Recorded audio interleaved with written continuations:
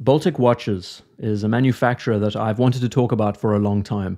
Today, we as a community recognize it as a micro brand, but also something that offers a lot more than just being a typical micro brand. And there's something to the way the company has positioned itself that I think is attractive for that reason. Later on in this video, we're going to look at the design of some of their most important pieces, like the Aquascaphe, pretty much the most recognizable watch that Baltic makes, and their most recent MR-01. Both of these watches represent how exactly the brand is perceived, how it's positioned itself, which I find very interesting, especially when we look at the broader scale of where the micro brand watch is going and where the marketplace is going. A lot of us today as a community are looking at these pieces not just for the value proposition, but for the sheer attention to detail and amount of work that goes into their designs. And Baltic is one name that I think is worth a lot more attention. A brief history around the brand. Surprisingly, this is not solely a micro brand. Just by pure coincidence, I found an example of a vintage skin diver that they made back in the day on a Watch You Seek forum page, and the watch looks pretty good. It uses the same logo, the same name, and as far as I know, it's a one of a kind. I haven't seen any others since. There's no proof that there are other examples like this out there, but pretty interesting bit of trivia knowing that the brand is not solely responsible for these modern pieces, that they do in fact have a bit of history. To the important point about it being a micro brand and what it's managed to do so well when we think of the myriad of other names in this category that are doing the same thing. The idea of reinterpreting and recreating a vintage inspired watch today is the hit. It's what everyone's doing. There's so many areas for you to explore in this zone, taking inspirations from the 60s, 70s, 50s, piecing it all together and creating a watch that shares resemblances from all these different timelines. It's a great idea. And we can all agree now that as we look further ahead to how the modern watch is represented, especially by the big names, we see that that creativity that the vintage pieces had back then has been lost to some extent.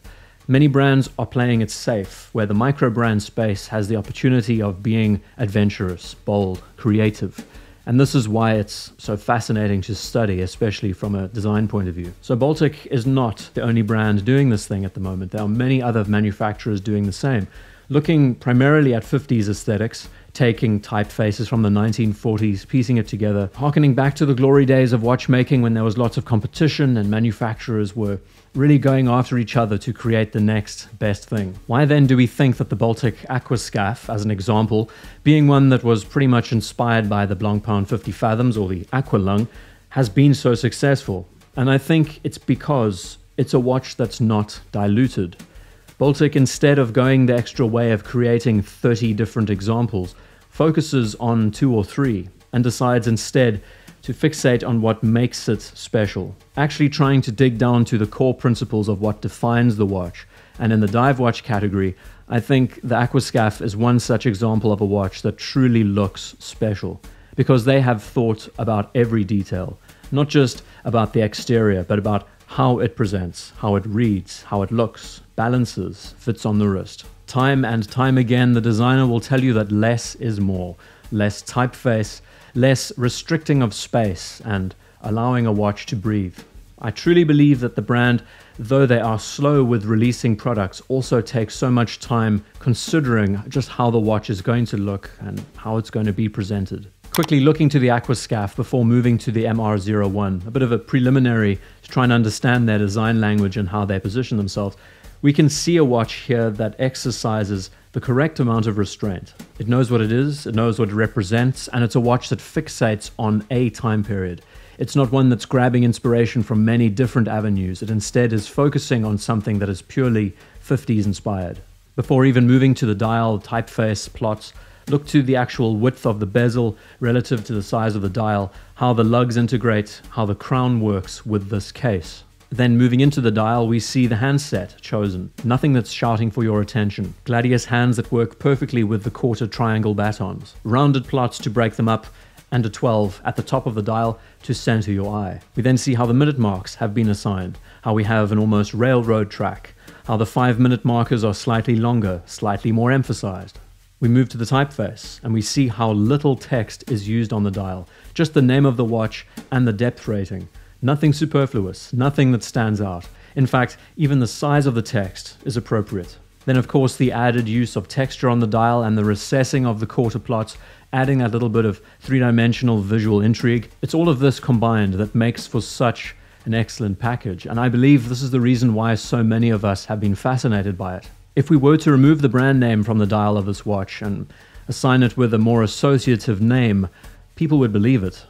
This could easily double as a Blancpain or a Tourneck Ravel or a Skin Diver from the late 50s and the early 60s. And an example of a watch like this shows you that the brand is paying close attention to the design of all the individual parts. And not just creating another watch, they're actually being certain that the release of this one was going to be successful.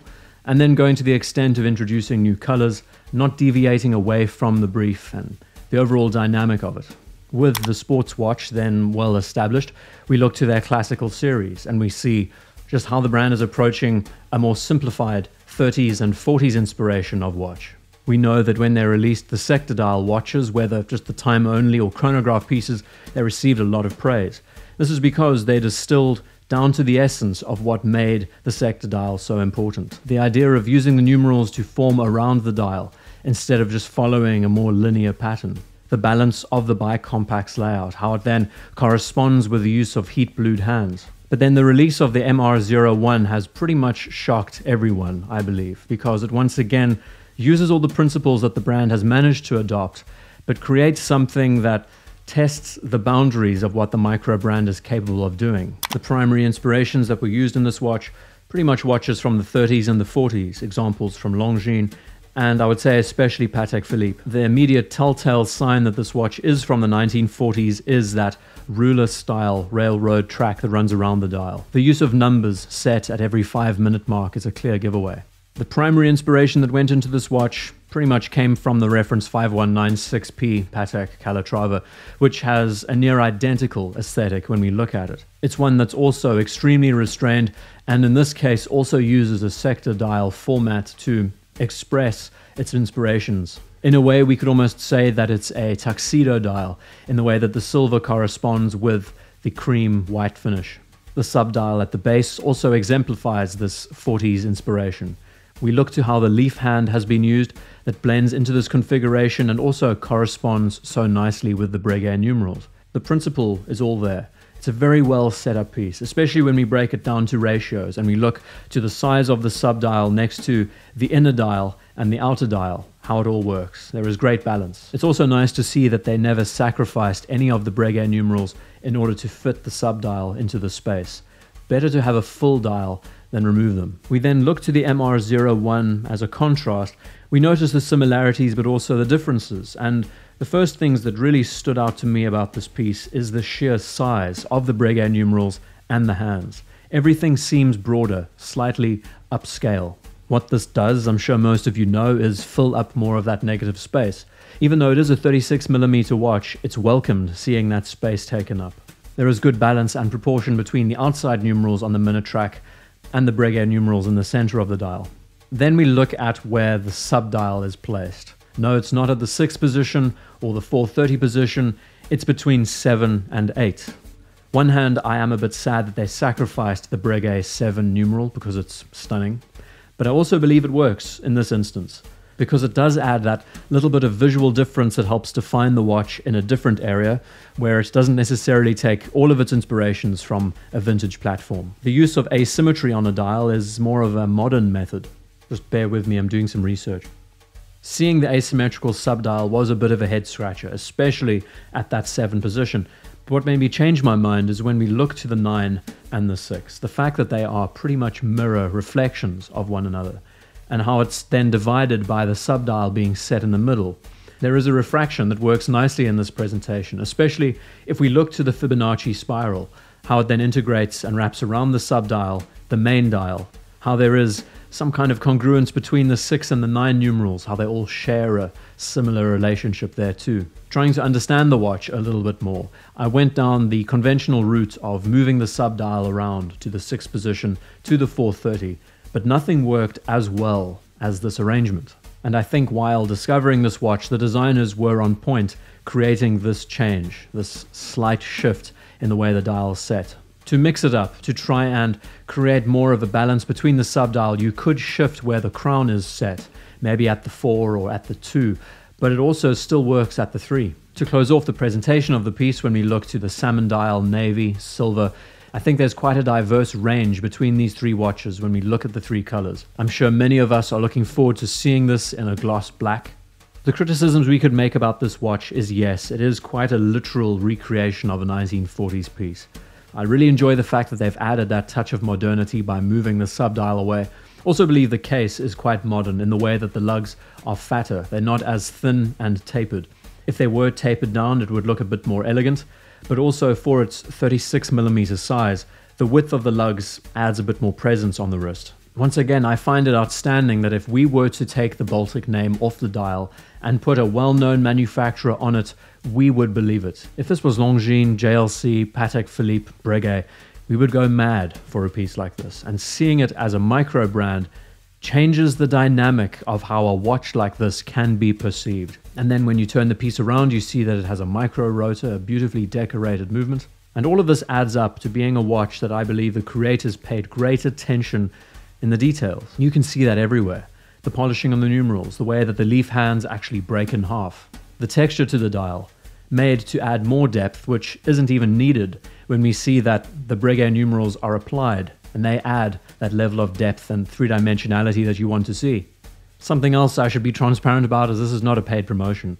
Sitting back and looking at this piece, I truly believe it to be one of the most beautiful looking dress watches in the modern space that we've seen in a long time. And the best part of all is it's not price dependent. Price, brand name, prestige has nothing to do with it. And it's solely about how its design is represented. We can see another clear example here where you don't have to reinvent the wheel to create something striking. Maybe the use of a salmon dial on a watch like this is a little bit on the nose, but it definitely did pull in the attention. When we take a look at the brand as a whole, we can see that they are remaining consistent with their design language, with their approach of using restrained principles, of looking to the purest expression of the watch that they are trying to represent. And this, I believe, is special. This is something that more micro brands should be doing, and it's not an easy feat. The people who are behind creating these pieces clearly know what they're doing. This comes from someone who loves to tamper with watch designs, who tries to manipulate it to feel a bit more digestible. With this manufacturer, with some of their most important pieces that they make, I struggle with trying to inject anything that I could do to make a difference. That's how good it is. That shows me that designers in this category, for this brand, know what's going on, and it's really exciting to see it. More than anything, it's something that I can really respect, and I think these watches are well worth your time. That was lots of fun. Baltic is a brand that I've wanted to talk about for ages. Seeing this MR-01, it was the perfect opportunity. I didn't get any information about the release of the watch. It just happened, and by the time I heard about it, it was on social media. People had them already. The watches were sold out. But I think it's so refreshing to see a micro brand just fixate on those details and make a watch that's truly worth bringing to market, that's being shared on Monochrome and so many other platforms because of how excellently done it is. I love that it's not price dependent, and the fact that you can get such excellent value from a design sense and not have to pay high premiums. And you're seeing a watch here that's going up against such high competition like Patek and the big names. And the end result is that they can be doing things better than their competition. They can be more accessible. And even in the micro brand space, they're pushing ahead. We look to things like Ming watches, those makers also doing the same thing. They're getting a lot more attention for what they do. And it's just exciting. It's so exciting to see that level of creativity from manufacturers that don't have, 400 years of history to their name. A quick review of the Belvini 1212. Sherry cask, you can never go wrong. No aftertaste though. Very easy to drink, but dangerous because you just don't know you're drinking whiskey. The second it's down, it's gone, and you can't taste anything else. I think the downside with this is that it's a 40% and not a 43 or a 46. If it was a 43, 46, it would be much stronger and then have that added bit of punch and staying power that I think it needs. Yeah, so a little bit disappointing. It's not as potent as others that I've tried, but for a 12-year-old, it's great and easy to drink. Not bad. I would recommend, but it's not as exciting as Bunnahabhain or Glenmorangie La Santa, say, as an example. Yeah, there's a little bit of a whiskey section. Maybe this can be something we can put in the show from now on. Who knows? See you in the next one. It's solely about how well its design has been executed. I botched that one, didn't I? Design. Oh, jeez.